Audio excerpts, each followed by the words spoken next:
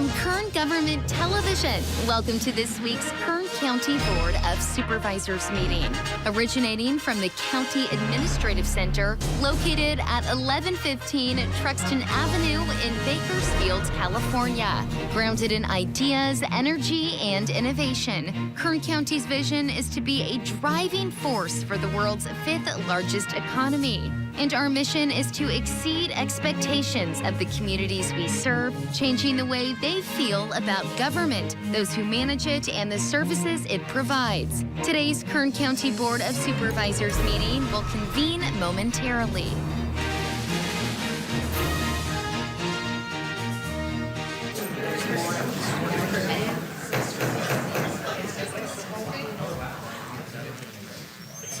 Good morning. Board to reconvene. Clerk, please call the roll. Supervisor Peters. Here. Supervisor Scribner. Here. Supervisor Flores. Here. Supervisor Couch. Here. Supervisor Perez. Here.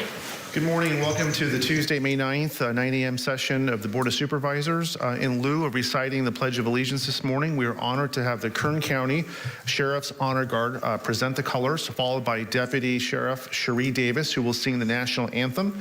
After the colors are retired, please remain standing for a moment of prayer, silence, or meditation.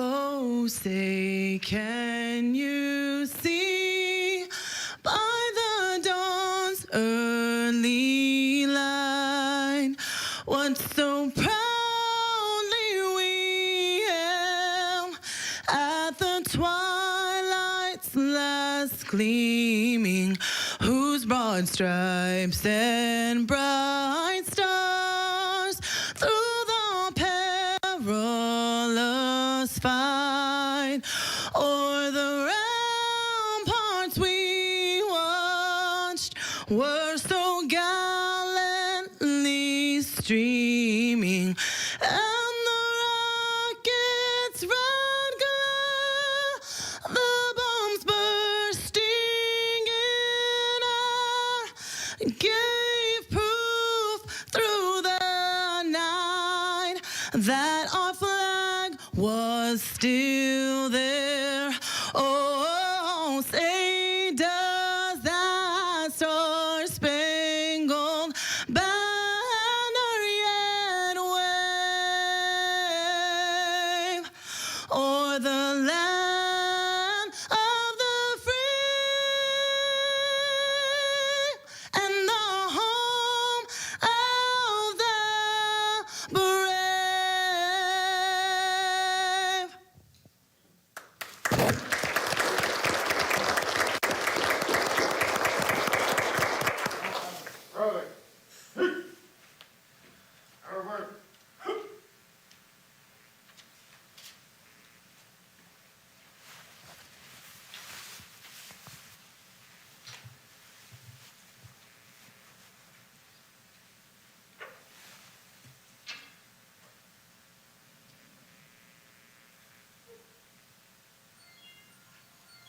Okay, please be seated. Thank you. Okay, at this time, we're going to call on Nick Cullen, our Director of Animal Services, to introduce our Pet of the Week.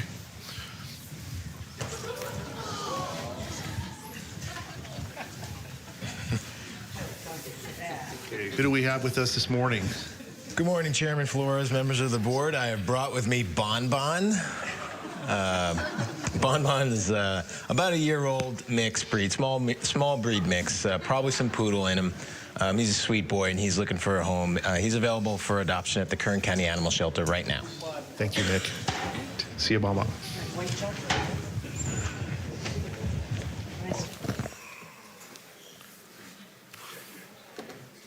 Okay. At this time, we'll be considering the consent agenda. Agendas are located at the tables near the doors for anyone wishing to follow along. All items listed with the CA above the item number are considered to be routine and non-controversial by county staff. Consent items will be considered first and may be approved by one motion. If a member of the audience wishes to comment or ask questions regarding an item on the consent agenda, they may do so prior to a vote being taken. A member of the board may also remove any item from the consent agenda and it will be considered in listed sequence with an opportunity for any member of the public to address the board concerning the item before action is taken. A member of the public may also comment on any closed session item. At this time, I will read the consent agenda item numbers. On page 2, items 1 and 2, item 10. On page 3, item 13, I need to read something in the record that the item has been withdrawn by the department and will not be considered. Item 14 through 18. Item on page 4, items 19 through 25. On page 5, items 26 through 32. On page 6, items 33 through 40. Page 7, items 41 through 48. On page 8, items 49 through 55. On page 9, item 56, and item 57, this item will also be withdrawn by the department and will not be considered today. Items 58 through 62, and that concludes the consent agenda items. Would anyone from the public like to comment on a consent agenda item at this time? Okay, seeing none, do any members of the board have a comment or discussion or want to make a motion? Motion on consent? Okay, Second. Motion and second. Members, cast your vote. The motion is approved. All ayes. Okay, thank you. Brings us to resolutions and proclamations. This is a proclamation to proclaim May 14th through 20th, 2023 as National Police Week, and a proclamation for May 2023 as Older Americans Month. And Supervisor Peters will be making a motion to approve both items. Thank you, Chairman. I'll make a motion to approve items 3 and 4. Second. Okay, we have a motion and second. Members, cast your vote. The motion is approved. All ayes.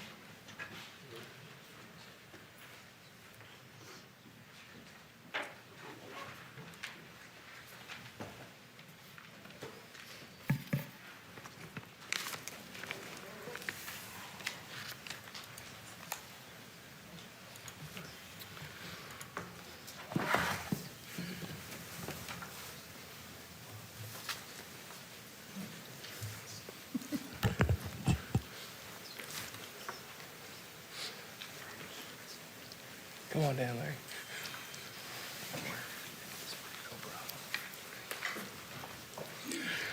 Good morning, Chairman Flores and members of the board. It's my honor today to proclaim May 14th through the 20th as National Police Week and Thursday, May 18th, 2023 as Peace Officers Memorial Day in Kern County. As we've all seen in the extremely divisive times that we live in, it's more important than ever to honor our law enforcement officers and to thank them for their service to our communities and for the sacrifices that all of them make day in, day out, especially those that have made the ultimate sacrifice. And that's a sacrifice that's shared in by their friends and family that go on sacrificing on a daily basis. And the fact that they're willing to go out there and put their lives on the line and risk everything to protect our communities and keep us safe really just should command our highest honor and respect. And so it really is my honor to present this today to our Undersheriff, Larry McCurtain, on behalf of the Board of Supervisors. Thank you, sir. Yes, sir. This has been entered into the official minutes and signed by our Honorable Chairman, Jeff Flores. Thank you. Thank you. Thank you. Appreciate it.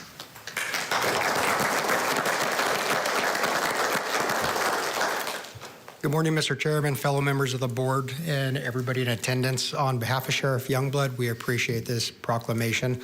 This is a week that all of us in law enforcement take a moment to pause and remember those that have given the ultimate sacrifice in the line of duty. And unfortunately, our community is no stranger to tragedy with fallen officers in the line of duty. And we just like to remember and pay tribute to them for what they've done to protect our citizens and our visitors of this county. This week next week on May 18th, we'd like to invite everyone to our Sheriff's Office headquarters at 1350 Norris Road at 10 a.m. for our ceremony that we will host. And then additionally, on the same day, on the 18th at noon, the Sheriff's Office is also hosting the Kern County Memorial at downtown in front of the courthouse. So Sheriff Youngblood would like to extend his invite to the public and members of the board and anybody who wishes to attend those. Thank you very much. Thank you.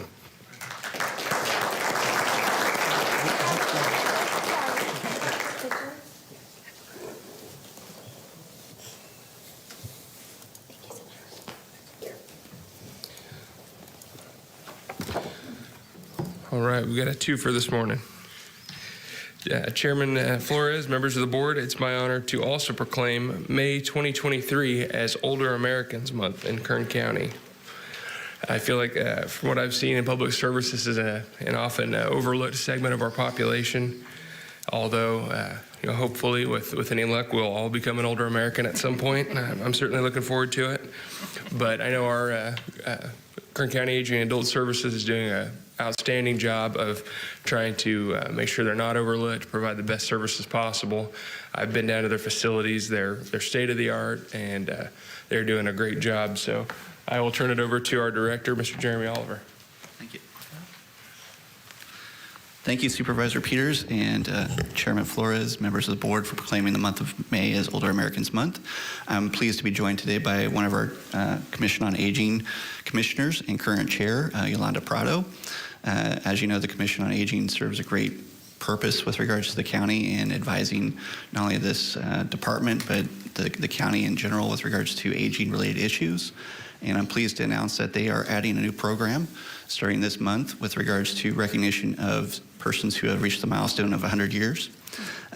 They will do recognition by providing them a certification of the fact that they have reached that milestone and share that information through our website. So if you have anybody who has reached those ages or 100 above, please reach out to our website and we'll be happy to get them a certification.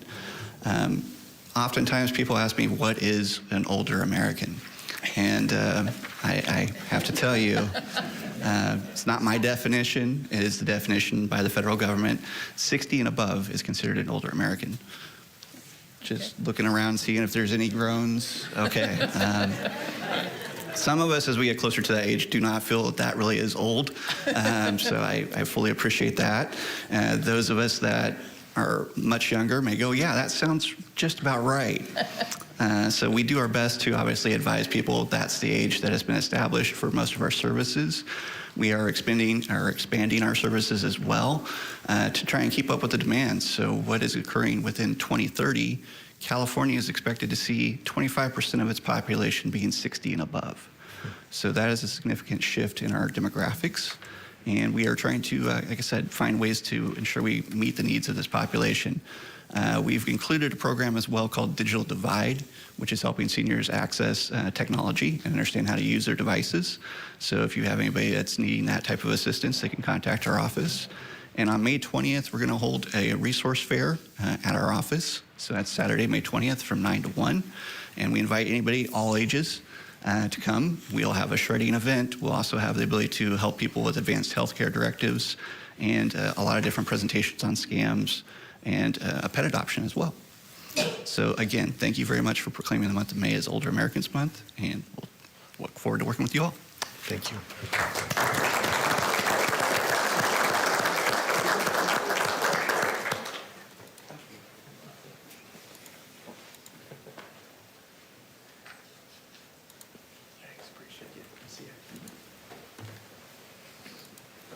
Okay, this brings us to items number 5 and 6.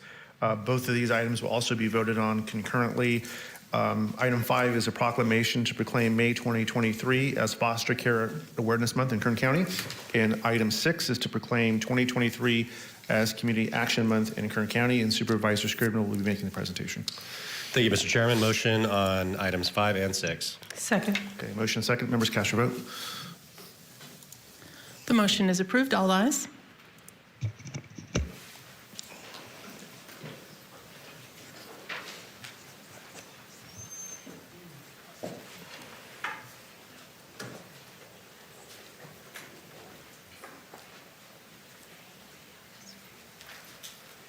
Morning, sir. How will you, sir?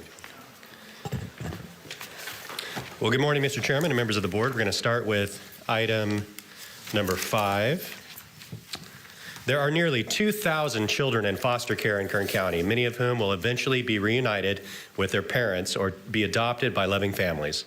However, some children will remain in long-term foster care. No matter their age, every young person in foster care benefits from a meaningful connection to a caring adult. The success of our children depends upon individuals and families taking the time to offer comfort and support, as well as a willingness to be a lasting presence in their lives. May is National Foster Care Awareness Month and is an opportunity to bring about awareness of foster care and to recognize the remarkable members of the community who make a difference by serving as resource families, family members, teachers, mentors, advocates, social workers, and volunteers to the numerous children in foster care. And so it is my pleasure on behalf of the board to present this proclamation to Mr. Lito Murillo, who is our Director of the Department of Human Services. The Board of Supervisors of the County of Kern, State of California, has officially proclaimed May 2023 as Foster Care Awareness Month in Kern County, and this recognition has been entered into our official board minutes and signed by our Honorable Chairman, Jeff Flores. Lito, come on up. It's a pleasure to present this to you. Thank you. Thank you.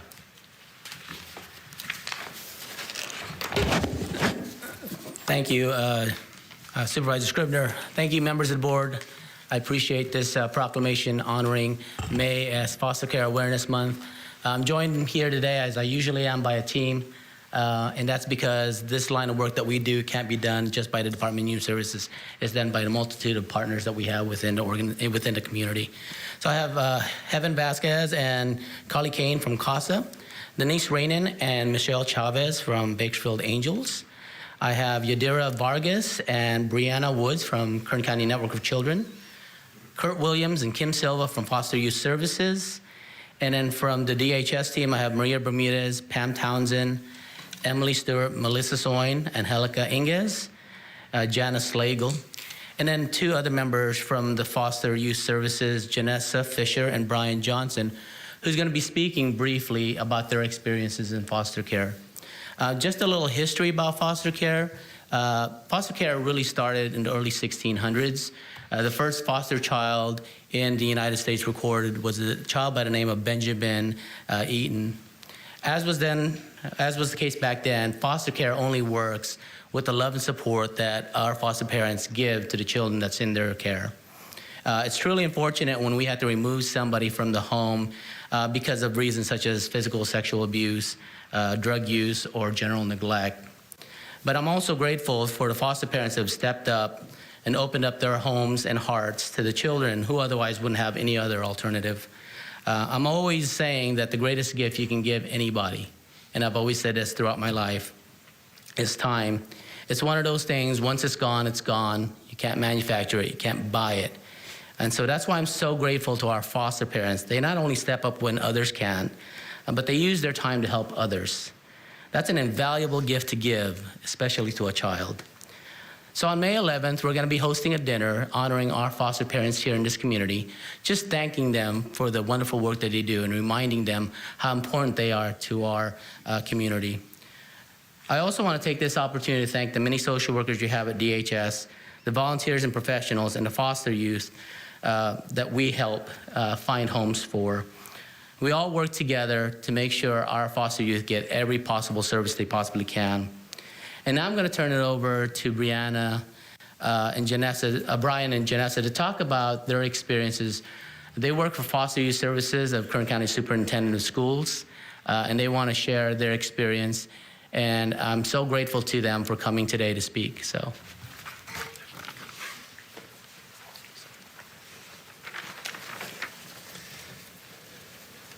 Good morning, Chairman Flores and members of the board. Thank you for having us today and proclaiming May 2023 as Foster Care Awareness Month. I am Brian Johnson, and this is Janessa Fisher, and we are peer support specialists for the Foster Youth Services Coordinating Program at the Kern County Superintendent of Schools Office. We are also hosts of the Youth Voice Amplified podcast, a youth-led interview podcast series where youth who have overcome adversity share their stories of hope, strength, and resilience. We are here today to share our personal stories about the foster care system and why we are celebrating the resiliency and voices of foster youth. why it is so important this May. I was in foster care for most of my childhood, and it was a very hard time for me, but the experiences gave me a love for working with humans. Also, because of the treatment I received in care, I found a passion for giving back to others. As I grew older, today in my role as a peer support specialist, I use my experiences in the foster care to relate to other youth's struggles and feelings and show that we can make it together. My experience in foster care was good, outside the fact I felt alone and isolated. Being in foster care has shaped me and my choice of career because I now understand what youth need to succeed. It's important that foster youth have the help and support from a caring adult to grow and thrive. This is why I became a foster resource parent over 3 years ago, and I've cared for over 40 children in my home. I've also learned by being a foster youth and a resource parent that children enter foster care through no fault of their own, but unfortunately there's a common misconception that youth are troubled or bad kids. Our foster youth are not troubled. The very fact of being placed in foster care is traumatic for our children, and they may express themselves in ways that everyone may not understand. To help others be more aware of the challenges faced by foster youth, we invite current and former foster youth onto our podcast all throughout May to share their untold stories about their experiences in foster care. Youth voice is essential because our foster youth feel heard, they can heal. Our podcast allows them to feel heard while creating a quiet community for our youth for other youth to see in similar situations and know that someone has made it. Using our podcast, we are creating a space for youth to share their stories and heal, and we have community, breaking the stereotype that foster youth are just a number, as they often feel like it. Youth voice is important to me because listening to what our youth what they need to succeed can truly make a difference. When foster youth share their stories of strength and resilience, they can give hope to those who are currently in the system to keep pushing forward and understand that they are not alone. We invite you to join us in celebrating Foster Care Awareness Month and the resiliency of foster youth everywhere by listening to our podcast, Youth Voice Amplified, anywhere you can listen to podcasts. Thank you for helping us enhance the lives and voices of our children, youth in foster care, and celebrating their resiliency. We appreciate your support. Thank you. Thank you.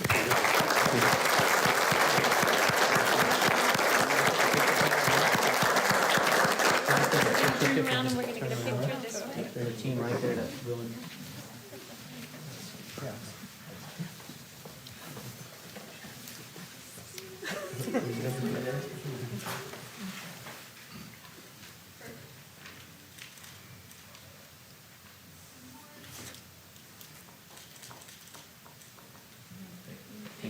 Thank you, Lita. Thanks for everything you do. Nice job. Nice job. Thank you. Thank you.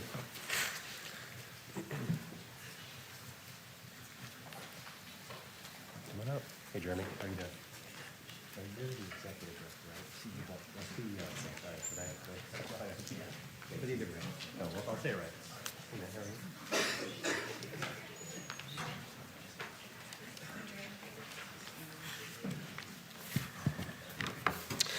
All right, now on to item number 6. The Community Action Partnership of Kern is Kern County's official anti-poverty agency.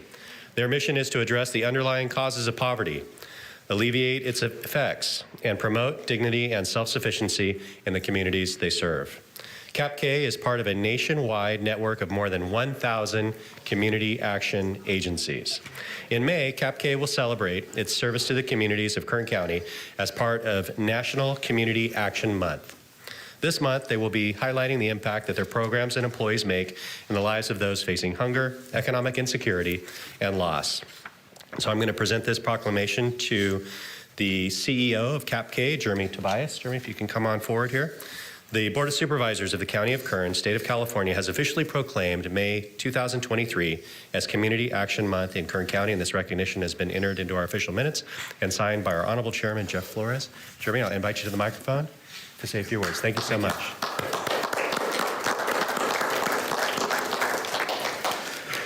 Good morning, Honorable Chair and members of the Board. I'm Jeremy Tobias, CEO of Community Action Partnership of Kern. I am here on behalf of our Board of Directors and employees to thank the Board of Supervisors for declaring May as Community Action Month here in Kern County. Working together with the County of Kern, CAPK has made lasting impacts in our communities. Together, we have helped serve the homeless population, assisting residents at the M Street Navigation Center stabilize lives and transition into permanent housing. We have promoted early childhood education, healthy living, and nutrition education. Community Action Partnership of Kern was established in May of 1965 as Kern County's official anti-poverty agency. CAPK operates 19 life-changing programs. A few highlights of our programs include the CAPK Food Bank, which distributes more than 19 million pounds of food a year from our hub location in Southeast Bakersfield, utilizing our partnerships of more than 150 food pantries and commodity sites throughout the county. A 40,000 square foot expansion of the food bank, supported in part by county CBG funding, is underway with completion this fall. Our Head Start early childhood education program operates nearly 30 Head Start centers here in Kern County that help children ages 0 to 5 build skills so they can excel when they start kindergarten. Our Women, Infants, and Children program has 18 locations in Kern County and provides food, resources, support, and education to mothers and their young children in the first 5 years of life. 211 Kern, CAPK's resource and referral call center, is based in downtown Bakersfield and provides services to Kern and other counties in the southern San Joaquin Valley by connecting them to more than 1,500 social safety net services.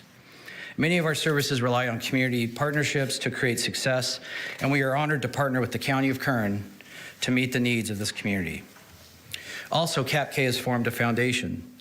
With us today is Kevin Burton, the chair of our foundation, and he's going to say a few words. And after that, we have an employee, Savannah's going to come up and introduce you to a quick 2-minute video, which I think you'll find very enlightening. And I'll warn you, it's a little emotional, so get your handkerchiefs out. So thank you.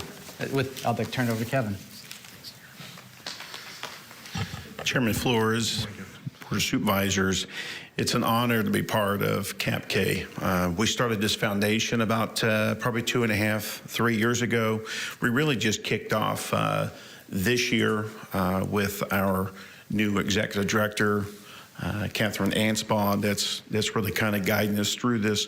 But I just want to say that, you know, we're really connecting on this partnership and being able to bring in philanthropy dollars into this, but also just continue to build our partnerships that we have. And I can't thank the county for the partnership that you've given us, but also to see just this expansion to food bank. You see the poverty levels we have here in Kern County, and this 60,000 square foot expansion is just going to provide a lot more services, a lot more food out there to the needy and to the public that really needs this. And we know it's going to continue to grow here in Kern County. And so I'm proud of this. I'm excited to be part of this foundation, and we are looking forward to expand and to do better things in the future and to continue doing the growth. So thank you guys again. Appreciate it. Awesome. Thank you. Savannah, come on.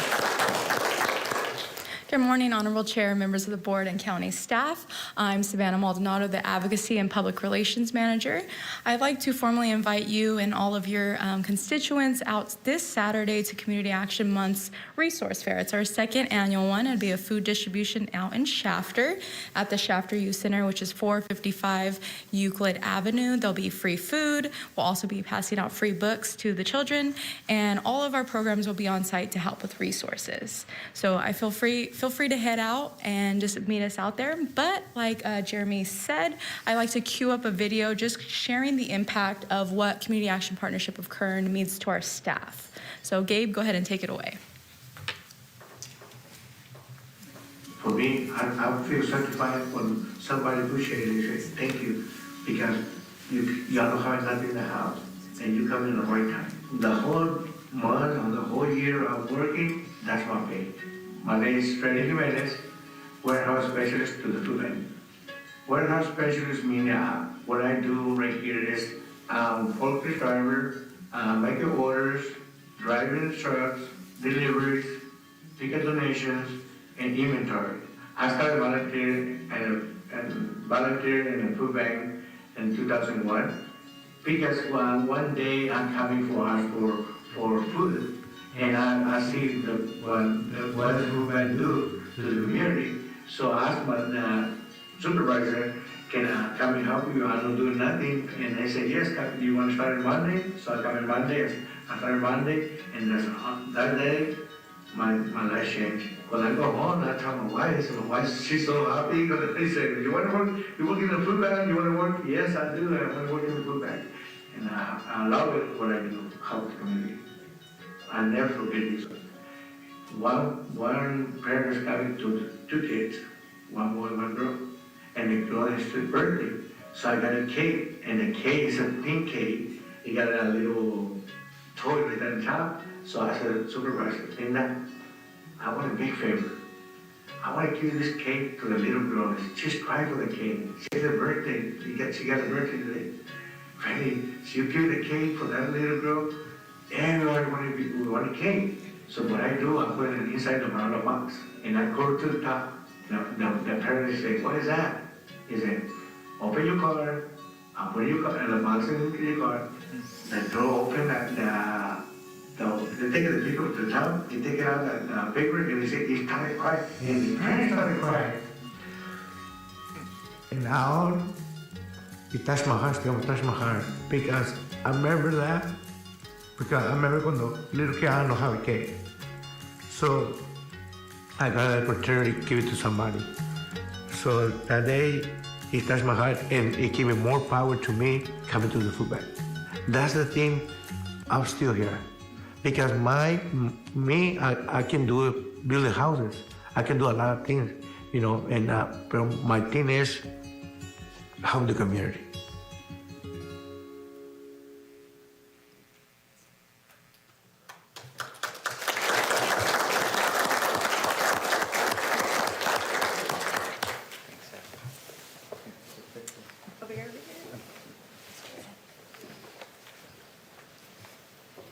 One, two, three, big smiles.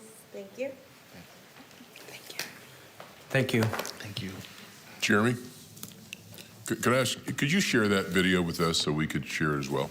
Sure. Thank yeah. you. Thank you. We'll email out to the board. Yeah. Sure. Thank you. Thank you. Okay, that brings us to items 7 and 8. These items will also be voted on concurrently, and this is a proclamation for May 13th as Public Service Recognition Week in Kern County. And item 8 is to proclaim May 2023 as Latina Maternal Health Awareness Month in Kern County. And Supervisor Perez will be making the presentation. Thank you, Chairman. Motion on proclamations 7 and 8. Second. Okay, members, cast your vote. Motion is approved. All ayes.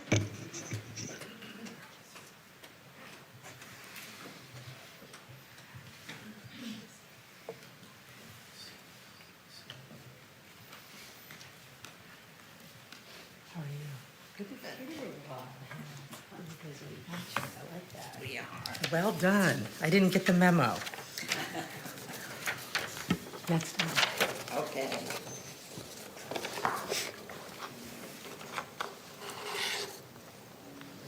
Good morning, Honorable Chairman and colleagues.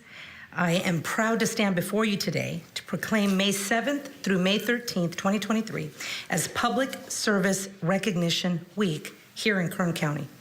Each year, federal, state, and local officials designate the first week in May as Public Service Recognition Week as a way to celebrate and honor the men and women who serve our government agencies. From the maintenance workers like Freddie and Lisa here in this building, the public defenders like Robin Walters, and sheriff's deputies like Deputy Boyles out at the East Bakersfield South facility. Our government employees work tirelessly every day to make our community a better place for all of us. Through wildfires, earthquakes, and even worldwide pandemics, our amazing county employees show up to their job sites ready to serve our neighbors in Kern County.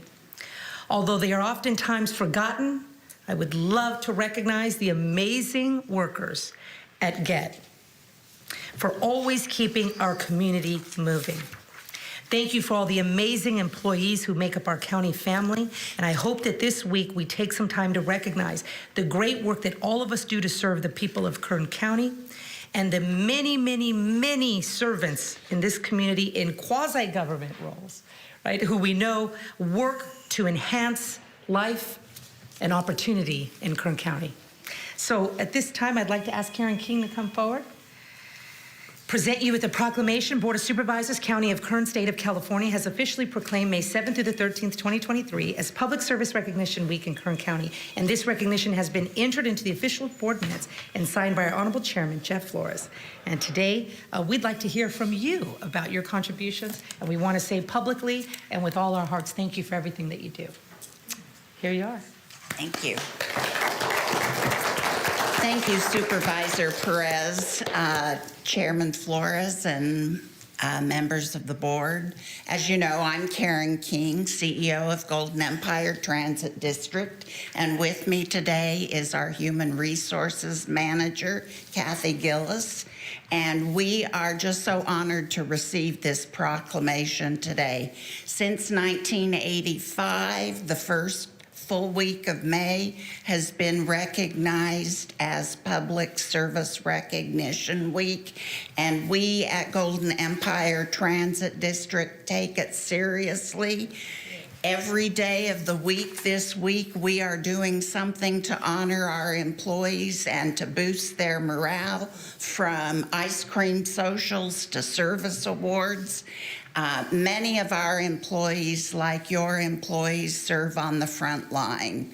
They're out there with the public every day in a fairly high risk capacity and what can be a very intense job. So we appreciate you recognizing them and your employees and all public employees for the service to our communities. So as Golden Empire Transit celebrates its 50th year of serving Bakersfield and Kern County, 50 years, we are so proud to continue serving Bakersfield and Kern County with full hearts, and we're just so happy to be here. How marvelous. Thank you. 50 years. Karen has been 15 years, colleagues. 15 years. 15 of the 50. That's a sizable portion of directing culture, of having institutional knowledge, right? Bringing in folks from the younger American category, right? To learn, right? And to take on the roles and responsibilities of keeping our community moving. It's so important. So thank you for everything that you do. Thank you. And your longevity there is much appreciated. So Thank you. Thank you. Let's get a picture.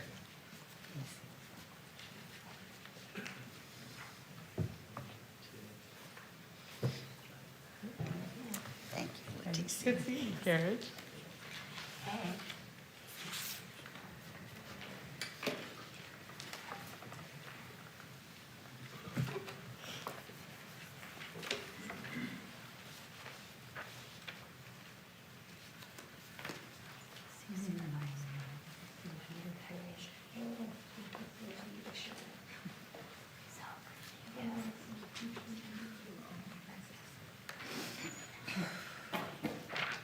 I'm going to try really hard not to cry, but I can't make any real promises there. Can you come forward so that the camera can catch the poster here, especially? But wonderful. Thank you very much. Honorable Chairman and colleagues, I am humbled and proud to stand before you today to proclaim May 2023 as Latina Maternal Health Month here in Kern County. For those who may not know, Latinas make up more than 53% of women in Kern County and account for 69% of all births in Kern County. 69%. Despite being a majority of births, Latinas unfortunately also face a higher risk of experiencing difficulties during their pregnancy and are oftentimes overlooked.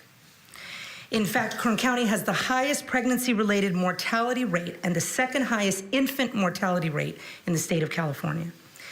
With this proclamation and the efforts being made by groups such as Save a Mom, Save a Family, it is my sincere hope that we bring much-needed awareness and action to this very critical issue.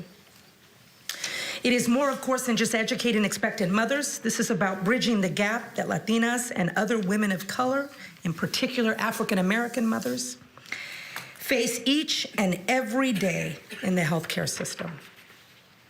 Healthcare should be a human right, and all people, no matter race, gender, economic status, should have access to proper medical care and the joy of starting a family. I am so honored and proud to stand here alongside these brave and righteous souls to call for action to this increasingly critical issue in our community.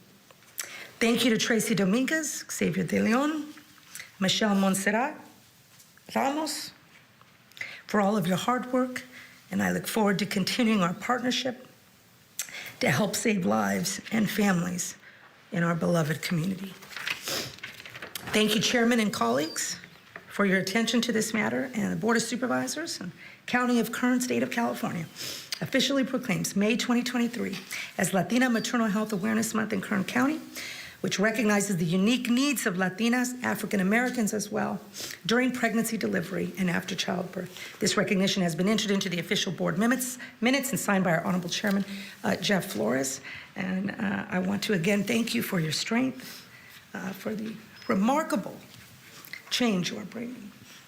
With that said, the floor is yours. Thank you. Thank you, Supervisor. Appreciate you. Good morning, Supervisor Perez, Board of Supervisors. I am Michelle Montserrat Ramos, and I'm the Kathy Olson Patient Advocate with Consumer Watchdog. I would like to thank Board Member Leticia Perez and the entire Board of Supervisors for your support of the resolution to proclaim the month of May as Latina Maternal Health Awareness Month here in Kern County. I met these strong, courageous families here with me today almost 4 years ago. It started with my meeting Monica De La Rosa following the death of her daughter, Sabrina De La Rosa. Following an article in the Californian, Tracy Dominguez reached out to me regarding the tragic death of her daughter, Demi, and her grandson, Malachi. I then heard from Celeste Ortiz's family, and then Xavier De Leon regarding his son, Malachi. And from there was a domino effect. I would like to introduce the Kern County families standing here with me today. Tracy Dominguez from Bakersfield, the co-founder of Save a Mom, Save a Family, a mother to Demi Dominguez, and grandmother to Malachi De Leon. And Monica De La Rosa from Bakersfield, an advocate and mother to Sabrina De La Rosa. We have Xavier De Leon, co-founder of Save a Mom, Save a Family, and father to Malachi De Leon. And we have Monique Himes, advocate and grandmother to Malachi De Leon. As the supervisor said, California is home to more than 7 million Latinas, and Latinas account for nearly 50% of births in California. While here in Kern County, the percentage of births of Latinas are 69%. Kern County has one of the highest maternal mortality rates than anywhere else in California, and you also have one of the highest infant mortality rates. Latina mothers are 80% as likely to receive late or no prenatal care as compared to non-Latina mothers. Many of our mothers, whether in a clinic setting or in an OBGYN office, are only seen by the OBGYN a couple of times before delivery, leaving their care mostly to nurse practitioners. There is a need for more prenatal care education. We have a wonderful program here in Kern County, like the Perinatal Outreach Program, that outreaches to Medi-Cal eligible moms, but right now they can only outreach to mothers up to 36 weeks of pregnancy. We really need to look into extending the outreach time to cover beyond 36 weeks, because we have found that the complications become life-threatening in that late stage of pregnancy. By extending your current programming and outreach beyond 36 weeks, you would save lives of our precious mothers and babies. We intend to work with all stakeholders to expand education on this issue and so many others. Just this past weekend, we held our second annual Latina Maternal Health Fair at Cal State Bakersfield. It was a success because it brought so many resources in one location. But most importantly, there were pregnant moms there that needed help. They came to the health fair specifically for help, and they've signed up for programming that will help them. These women received the help they needed because of your support, Supervisor Perez, and the support of this entire board. Our Latino mothers in Kern County are counting on us, and with your support, we are beginning to meet those needs. I have to highlight again the team that stands with me because they're incredibly strong advocates. They're also medical board reform advocates. And because of their strong advocacy, they have convinced the Medical Board of California to bring their full meeting here to Bakersfield on August 24th and August 25th. Now, the Medical Board typically only goes to Los Angeles, San Diego, Sacramento, and San Francisco. But because of this strong team here, they are coming to Bakersfield, to Kern County, because they want to hear how they can better serve the needs of our community. So we welcome you to come out, and I'm sure one of us will come with the more specifics once we get closer to that date. Again, thank you for your support of Latino Maternal Health Awareness Month. We look forward to continue working with you. And now I'd like to introduce the co-founder of Save a Mom, Save a Family, Bakersfield's own Tracy Dominguez. Thank you, everyone. I am Tracy Dominguez. I lost my daughter, Demi, and my grandson, Malachi, due to maternal negligence. I want to thank Supervisor Leticia Perez and the Board of Supervisors for proclaiming the month of May as Latina Maternal Health Awareness Month. Latina mothers should receive the care they need and deserve. I say this because my daughter, Demi, didn't receive the care she needed that would have saved her life and her son's life. At first, I just thought this was a tragedy that only affected my family, but I soon realized that there was a problem in our community. That is when I started Save a Mom, Save a Family Foundation to bring awareness to the maternal health crisis.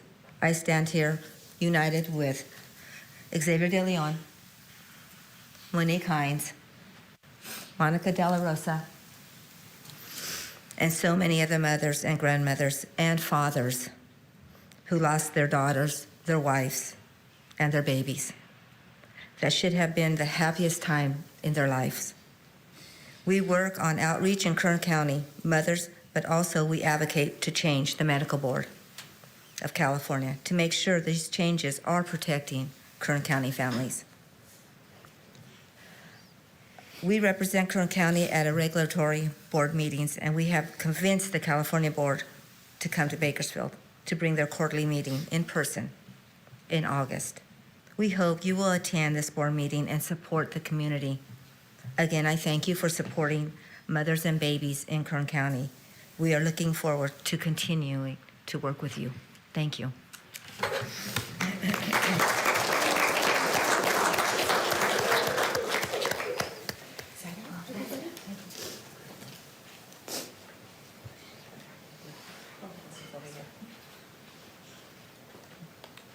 Demi's so proud today. Thank you. Thank you. Thank you. You guys, thank you. Thank you. Good to see you.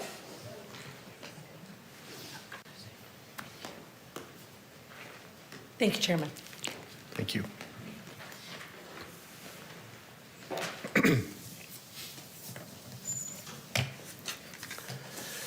Okay, this now brings us to item number 9 under appointments. This is an appointment of Cynthia Pollard, a qualified candidate to the Kern County Hospital Authority Board of Directors to fill a community member at-large vacancy.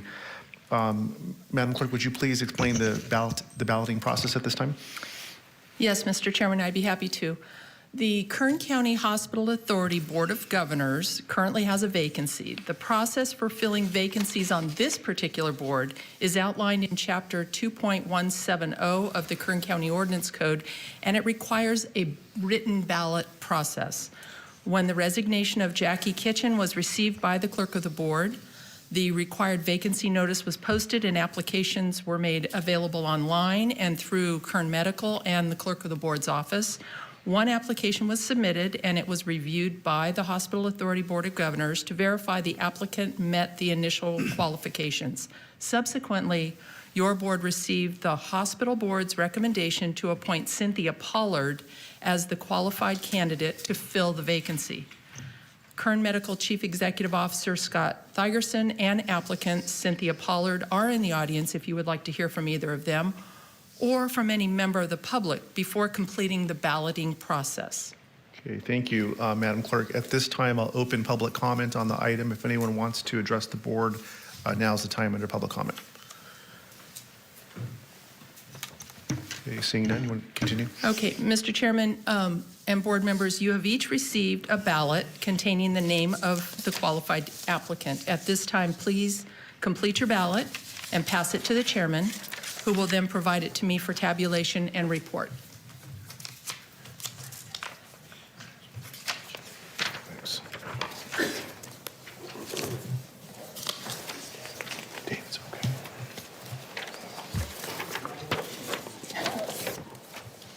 Thank you.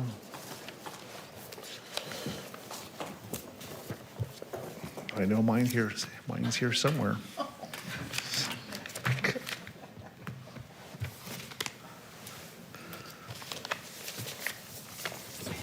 Give me some.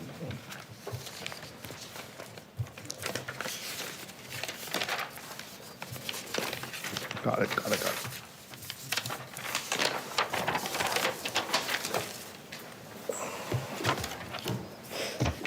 Thank you. Ballot tabulation reflects that Cynthia Pollard has received 5 votes, and having received a majority of the votes cast, Cynthia Pollard is appointed as community member at large to the Kern County Hospital Authority Board of Governors, effective immediately, to fill a vacancy for a term expiring June 30, 2024. That completes my report. Thank you. And I notice she's here with us this morning. No need to speak, but I want to welcome you to speak if you'd like to say a few words. If not, we'll move on. All good? Okay. Thank you, and good luck to you. Okay, moving on to public presentations. Item 11.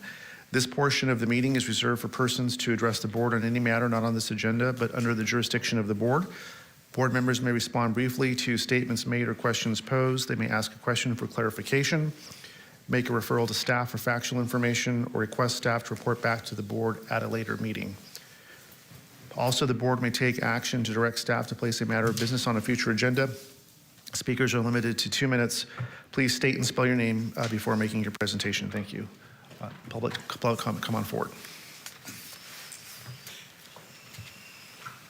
Chairman Flores, members of the Board of Supervisors.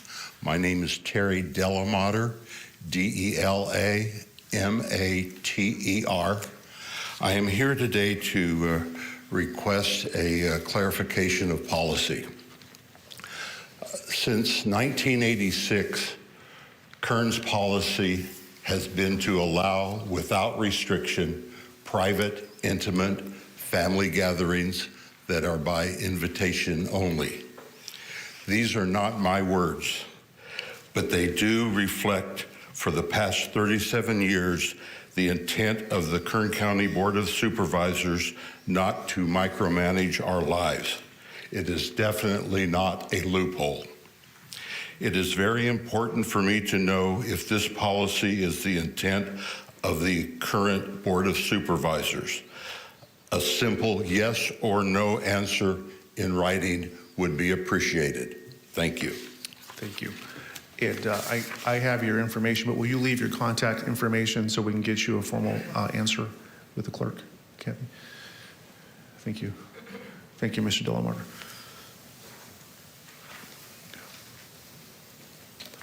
Next speaker, please.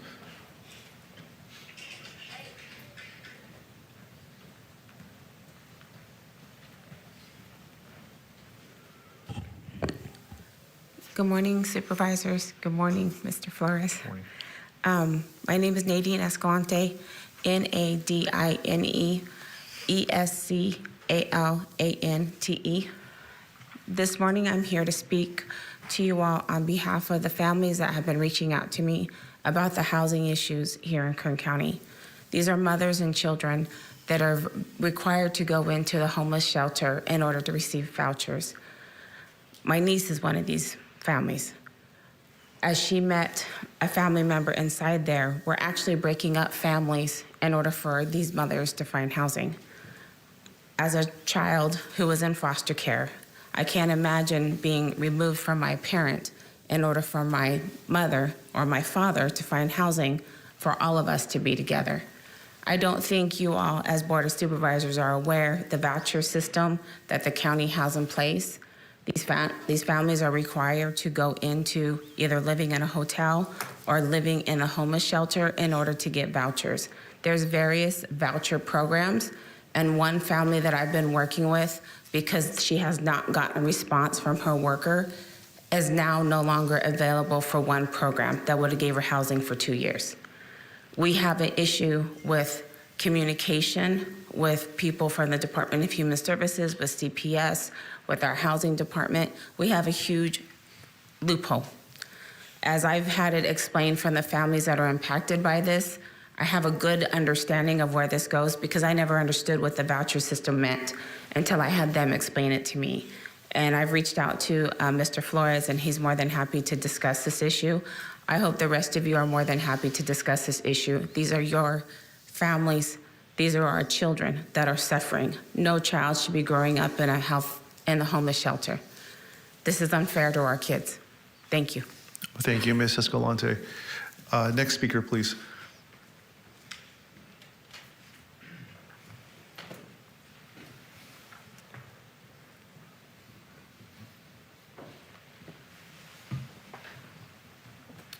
Good morning. My name is Stephanie Foe, Stephanie, last name Foe, Foe.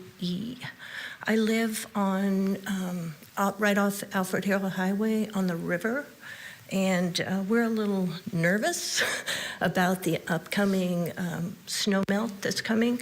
We're basically inundated with rumors. I would love to have some sort of a forum with some people who actually can give us real data. The Army Corps of Engineers, I hear the fire department is now involved.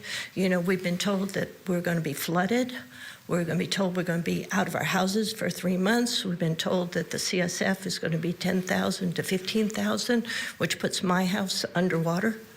I would just like to have some real information.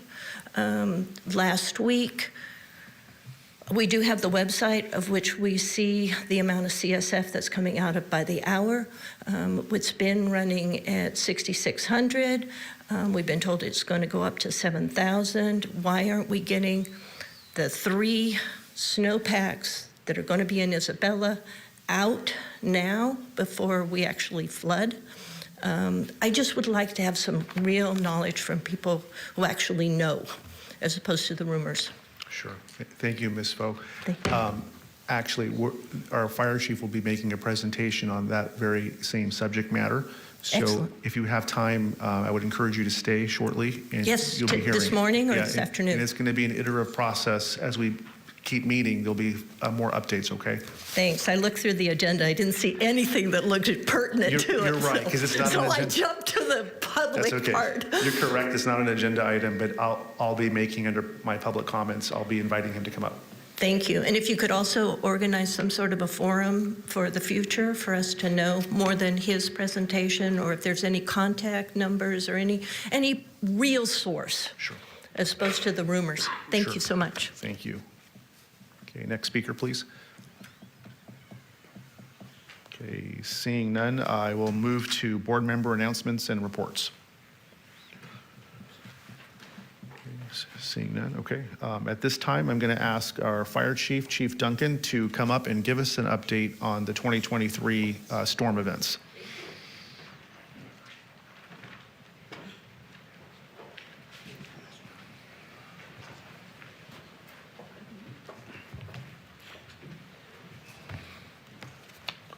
Morning, Chief. Good morning.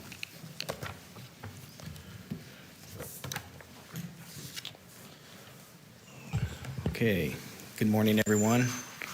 Honorable Chairman, distinguished members of the board, today I'm here to give you an update on kind of where we stand as a county as a whole in dealing with the snowpack we have, the snow melt we have, and any potential flood response that we may have in the county of Kern. Just for an educational piece, I wanted to explain how water moves through the county. So typically we get winter storms which provide a snowpack in the Sierra Nevada mountains. From there, it melts off and it goes down the Kern River, Kings River, Tulare Rivers, and then it comes down into Lake Isabella Dam, which is then released out and out through the canyon and through the city of Bakersfield to the water districts and into the recharge areas that the city has back into our water table. Picture here is it's a picture of this year's snowpack. As you see, it is quite massive, and it is more than we've seen in quite a long time. So the question is, where does our snowpack come from? And our snowpack comes off of the southern Sierra Nevada mountains. That's basically from like Mount Whitney all the way down to Kern County. So to be clear, this is not the mountains of the Paiutes. This is not the mountains around Glenville or over in Caliente. That snowmelt has already came and gone. That is not the snowpack that we are concerned with.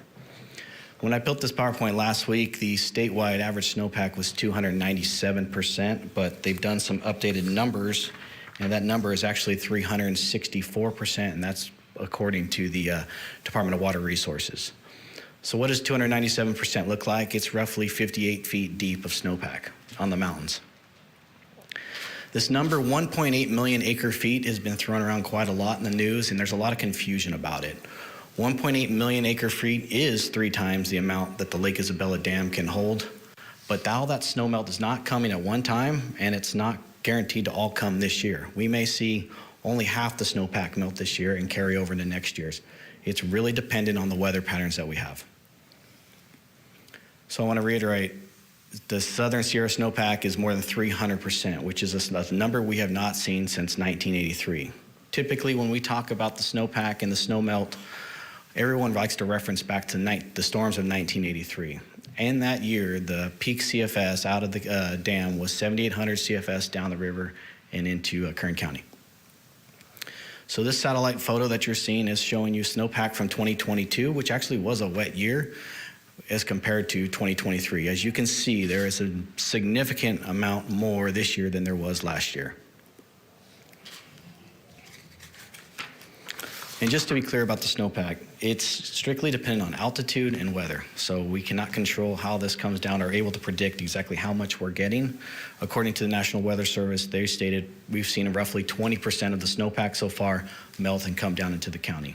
So we will be seeing snow melt come through all the way through August and September. So this is going to be a wet and green year through the city. Lake Isabella. So as the snow melt comes down the river, it ends up in Lake Isabella. Roughly 4 years ago, Lake Isabella was reinforced by the Army Corps of Engineers. They have completed that work this year just in time for the snowpack, so we're really glad that got done. Maximum capacity of the Lake Isabella Dam Reservoir, it's approximately 580,000 acre feet. So if you think about an acre foot, that is 1 acre, about a football field, 1 foot tall of water. That's how we measure an acre foot. And it's approximately 580 until it hits full. Current levels as of this morning is actually at 348,000 acre feet. This number has come down over the weekend because we've had cooler weather and we're able to get more out of the dam than is actually coming into the dam, which is a great thing for our county. So Lake Isabella's dam is currently 60% full right now. So lake release, this is where we want to get more out than we got coming in. So what we've been seeing in town is roughly 6,200 CFS release. That does slow down as it gets into the Metro Bakersfield just through friction loss, and then the canals will start taking water off the river and you'll see a slower river. But it's high in town, as you see, and that's only at 6,200 CFS. The Army Corps of Engineers promised to work with us that they want to increase this up 100 CFS each day so that we can get as much water out of the dam as we can, as early as we can. Currently, when I built this, it was supposed to be at 6,900 CFS, but as of this morning, it's still sitting around 6,500 CFS, and they plan on bringing that up more. So their goal, according to the Army Corps of Engineers, is to be at 7,500 CFS by mid-May. And that'll get them close to maximum output where they feel comfortable getting water out of the dam. Again, the goal is to get as much out as we can without doing any impact to the city, the water districts, and the roads and the systems we have. Again, maximum regulated release is 7,500. That's controlled release. They can bring that up higher, but I've been told that that's the range they want to stay in is around 7,500 CFS. So if this picture here that you're seeing, this is the bottom of the Lake Isabella Dam. If you drive up to Kernville, this is what you see on your way up. The little wall that you're seeing on the lower right of the picture, that is the Lake Isabella Dam spillway. That is the service spillway, which I'll show in a closer view. So here's water coming out of it.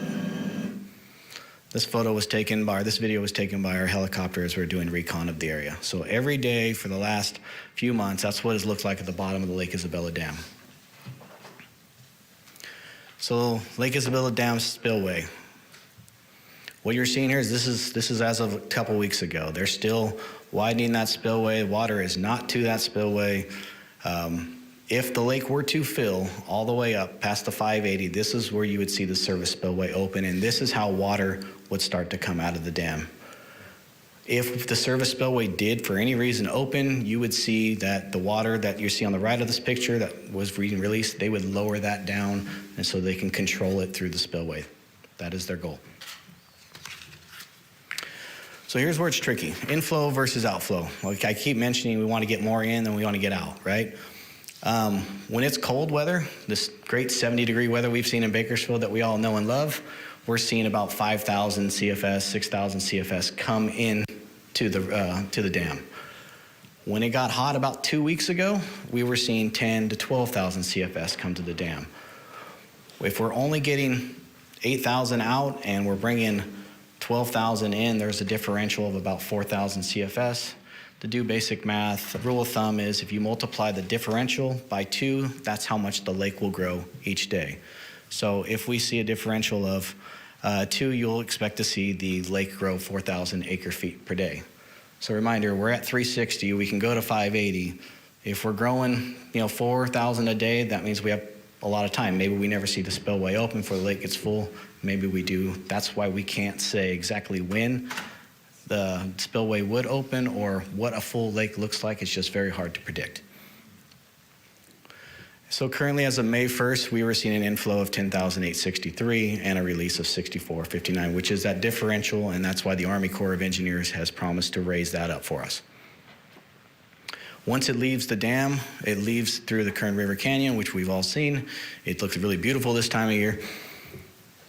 And then it goes down to the lower Kern River. In this picture, what you're seeing is the Beardsley Canal meeting the Kern River. The canal to the right is the Beardsley Canal, which takes it into the water districts that way. If you see in this photo, the oil derricks up there, that is the Chevron Kern Riverfront lease. I walked that property myself with my team yesterday and spoke with multiple Chevron officials, and they showed me their shutdown procedure. They are preparing, they are building berms on their property. They are reinforcing, they have quick shutoffs, they're ready to go. I feel from talking to them that they are prepared to, in a moment's notice, be able to shut this down and not allow any water to get into the oil that would contaminate our riverfront. So through the city, this is where we have a robust and complex system of levees and pull-offs. So we say 6,000, 8,000 that gets released at the dam. As it comes through Metro Bakersfield, they start taking 500 CFS off over at the Beardsley Canal. They take another one at the Frank Canal. So slowly that water starts to slow down as you get into Bakersfield. 2 weeks ago, we mission tasked from the state what they call a flood fight specialist, and that is a real title. This gentleman from the state, his whole profession is to look at levees and to say what a good levee looks like and what a bad levee looks like. He's walked our levee system from Metro Bakersfield all the way up past Kernville, and he has told me that we have a good levee system with very few weaknesses in it, and he feels confident in our levee system. Challenges. There are going to be many challenges with this, but we're ready for them. Access roads is our big challenge. Highway 155 has already been closed due to the previous weather events we had back in March. Sierra Highway from South Lake to Kernville has been compromised. Fay Ranch Road, the Kern River Canyon, Round Mountain Road, and areas of it into Goodmanville off Highway, Alfred Harrell Highway. So here's a picture of Highway 155 from the last storm. According to Caltrans, they're not expecting that road to open up until November. Sierra Highway south from Lake Isabella to Kernville. So if you want to go to the backside of the lake.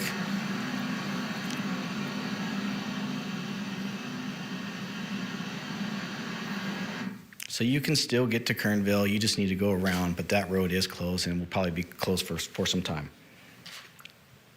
Fay Ranch Road, this is a road that feeds into a community for Onyx and Weldon. During the weekend, about 2 weeks ago, we saw the weather heat up and we saw more water coming out of the South Fork, which compromised this road.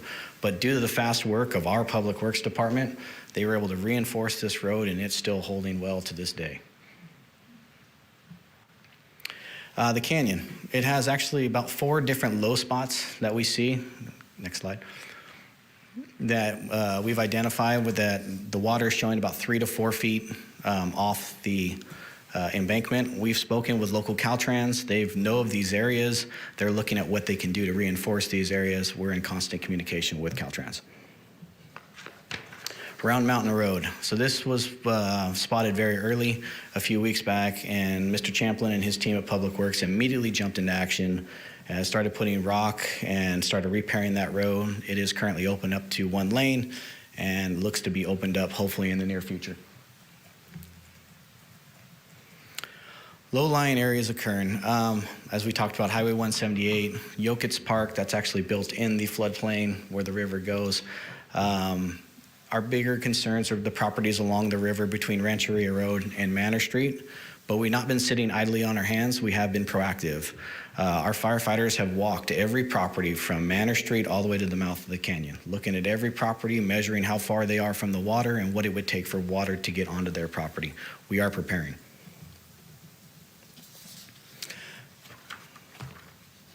Today, I will officially open our county's Emergency Operations Center to Level 2. I have gathered numerous county department heads, Bakersfield city leaders, the United States Army Corps of Engineers, the Department of Water Resources, and other technical experts to ensure we are getting the largest and the latest and most detailed information so we can work together to mitigate all and any potential hazards. In addition to that, we've opened up multiple free sandbag locations listed on the sites here on Chester over by Sam Lynn Park and on Round Mountain Road. Just yesterday, I mission tasked the state for an additional 50,000 sandbags to be delivered to the county so that we can strategically place those in different areas so that we can prepare and let our residents start preparing for the incoming water, whether it get to us. So the whole point here is what can the public do to protect themselves? And we want to tell them to please be prepared. Get your sandbags, and they want to tell them how to put them together. Put them at entryways, stack them in a pyramid shape. Fill your sandbags no more than 2/3 full and fold the top, which creates like a waterproof seal. And then we'd ask the public to please stay informed, monitor your local weather emergency alerts. Please sign up for Ready Kern, Kern 211. Build your kits, have your escape plans. Just be ready in case, just like it was any other emergency, be ready in case.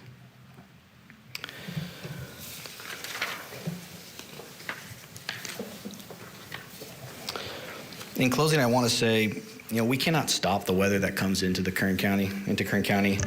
But what we can do is be prepared. And I assure you, as your fire chief and your director of emergency services, I will prepare our residents and I will prepare our county to take on any challenge that we face. This concludes my report, and I can turn it over to Mr. Champlin, or I can answer any questions you have. Thank you. Thank you, Chief. Any questions this time? Oh, Supervisor Perez. Thank you, Chairman. Thank you for your presentation, Chief. It's very, very helpful. 2 things. How could a member of the public get answers in real time the way that they had to come down here to do today? Appreciate your clarity. Of course, that's inevitable, all the rumors and information online and whatnot. Thank you for the clarification. So number 1, how can people get access to real-time information, in particular property owners down by the river? As they're at the tipping point, it's obvious. Yes. And it must be terrifying. So if we could figure that out. And then 2, what is your sense about El Nino? We have one predicted as early as the fall, and I think 90% chance by November. So what are your thoughts about how that's going to impact this reality? So the first question is part of the EOC opening, we have what we call a JIC, which is a Joint Information Center, so that we have a common message for all residents to go to get it. We're going to push everyone to the kerncountyfire.org website for updated information and all our social media. I would gladly take Chief, is there, in addition to that, is there somebody they can talk to at a phone number that people can get a live body? Yeah, we plan on putting a hotline together so that we can actually answer those questions and have somebody there. Also building a dashboard so that people can log on to see where the lake is real time, what the release looks like, and any type of inundation mapping we may have. Okay. In addition, ma'am, the chief, you can talk to him after this. He's not as mean as he looks. He's very approachable, a great guy. So, if you want to tailor some of those questions to him, he'll be available. That's his job. Chief, thank you very much. Thank you, Supervisor Perez. Supervisor Couch. I'm sorry. Oh, sorry. Yes, we talk to the National Weather Service pretty regularly, and they update us on, preparing for El Niños. I think last year they said we had a potential to have an El Niño, and we got the weather we got. So weather is it's a predictive service, and it changes on the fly. So we look at every off season to see what opportunities are coming our way and to prepare. Okay, well, the report I read and saw yesterday said that we have never gone a 5-year period without an El Nino, and we're in that 5-year period of not having one. So it appears to me, I've done pretty extensive research on it, that we should expect it. I know it's horrible to add on to everything else, but I would just ask that you would incorporate that into your analysis and how we think about the fact that that's likely going to compound our problem. 60% by autumn, 90% by November. And we're right in that tail end of what historically has been El Nino realities for us. So those are just some thoughts. Thank you, Chairman. That's all. Sure. Thank you. Supervisor Couch. Chief, thank you for your report. Timely, obviously, with the information and the interest the public has. Would it be smart of us to invite Mark Mulcahy, and I'm going to explain who he is for a second, to join you? If people have really specific questions about the river, you guys are doing a great job. But that guy, just so people know who he is, he used to be the director or manager of Kern Delta Water Storage District. He is now what's called the River Master. So can you briefly explain to folks what the River Master, I don't want to put you on the spot here, but you'll do better than I will, what his job is? Mr. Mulcahy, we've been speaking to him on a regular basis. He is a representative for all the water districts in the city.